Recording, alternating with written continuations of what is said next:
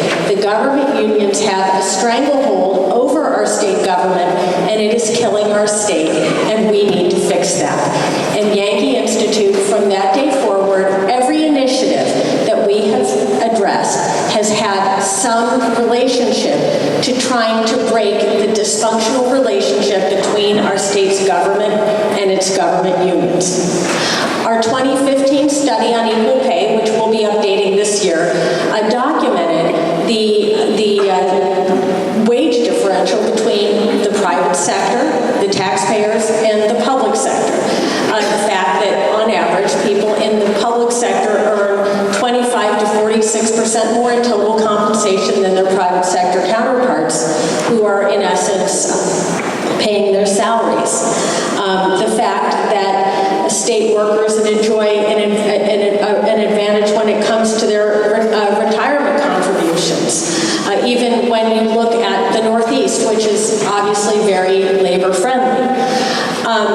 The privileges when it comes to collective bargaining.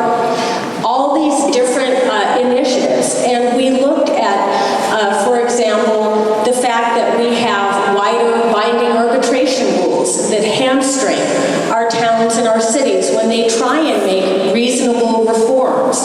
The fact that we have deemed approved, and Yankee Institute has worked very hard to make sure that no longer, when it comes to state governments, state union contracts, we no longer have a system where if state government, the governor and the unions negotiate a contract, if it sits in front of the state legislature for 30 days, no longer is it automatically approved. Our state representatives have to do what we have elected them to do, vote up or down on a state contract. That is no longer true. That is not yet true when it comes to municipal contracts, and that needs to be the case. We need to make sure that government union contracts cannot override state law.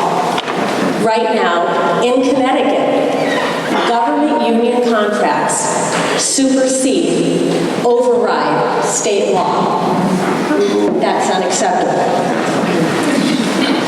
And of course, along with everything else, government unions benefit from a system called release time, otherwise known as union time on the taxpayer dime. State workers paid by taxpayers are allowed to do union business on state time. In a typical recent year, Connecticut taxpayers subsidized state employee unions with 121,000 hours of paid time off. But maybe the government union's greatest achievement has been ensuring that they're not bound by the same ethics constraints that apply to legislators who represent private sector interests. Here in Connecticut, despite the obvious conflicts of interest, as you know, all the union employees, and as you know, Joe Arasimowicz works in his personal capacity for a government union, and so does his deputy. Nonetheless, they're both allowed to vote on government union contracts.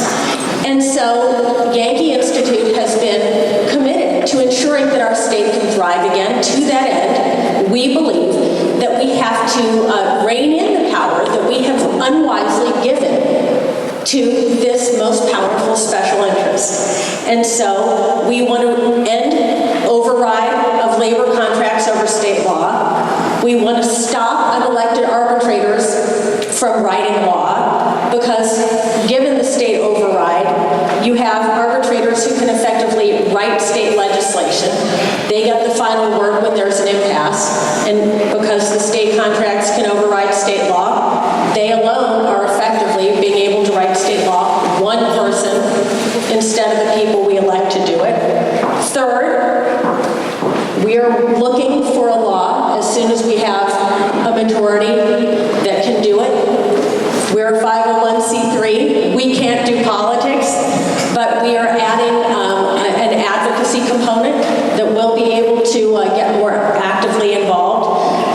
We want a law that will will require unions to undergo regular recertification elections by workers. And not only is this sound public policy, it's a reform supported by voters in Connecticut.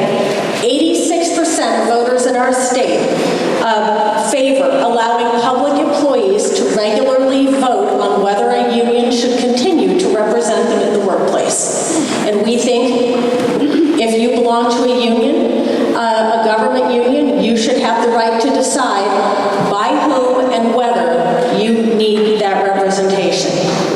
Fourth, government release time should be ended. There is no reason that your and my taxpayer money should be going to pay for people doing government union business on taxpayer time. Fifth, government collective bargaining should be limited to wages only.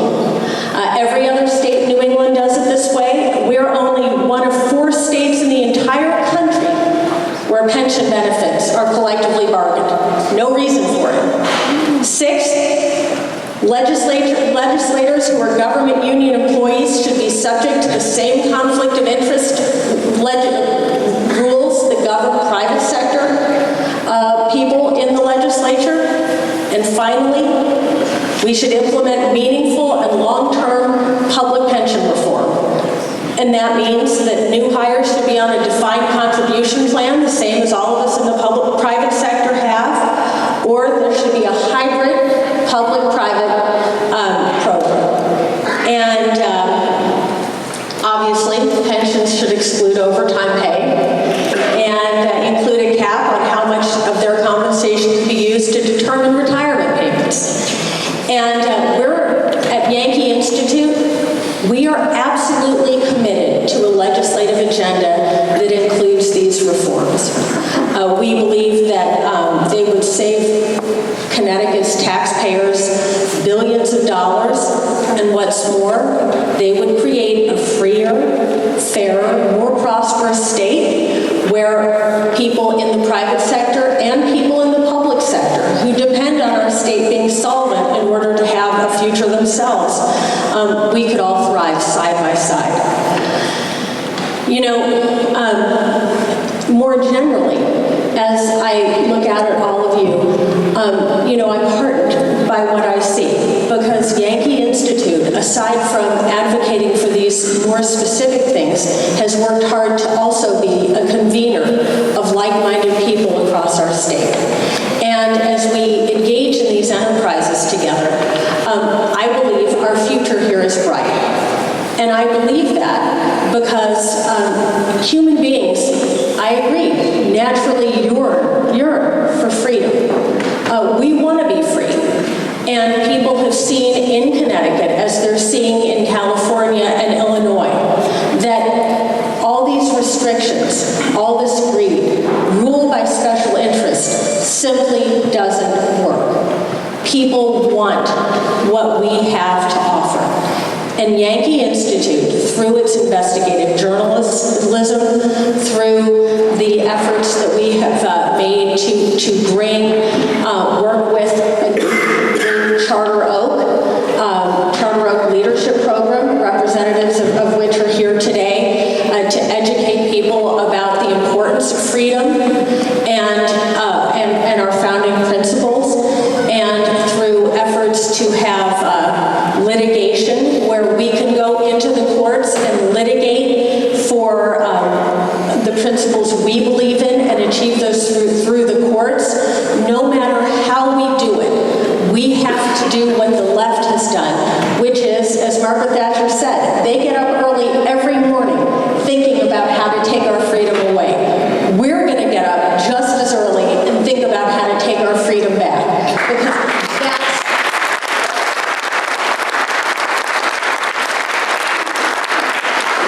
Because that's our heritage. This is the Constitution's stand, and we're not going to let them have it. And Ronald Reagan said, I don't believe in a fate that falls on us no matter what we do. I do believe in a fate that will fall on us if we do nothing. And more people agree with us than agree with them. They just need to be shown a path forward and given a way to get there. We can do this together. And I am grateful for all of you being here and giving up your Saturday to think with us and speak with us. I ask each of you to follow us on Twitter at Yankee Institute, to Facebook friend us, Yankee Institute, and to consider even being willing to accept our little emails once a week. We don't bombard you. And we are grateful for the work Manny and CTRA is doing. I look forward to marching shoulder to shoulder with you and making 2020 a really wonderful turnaround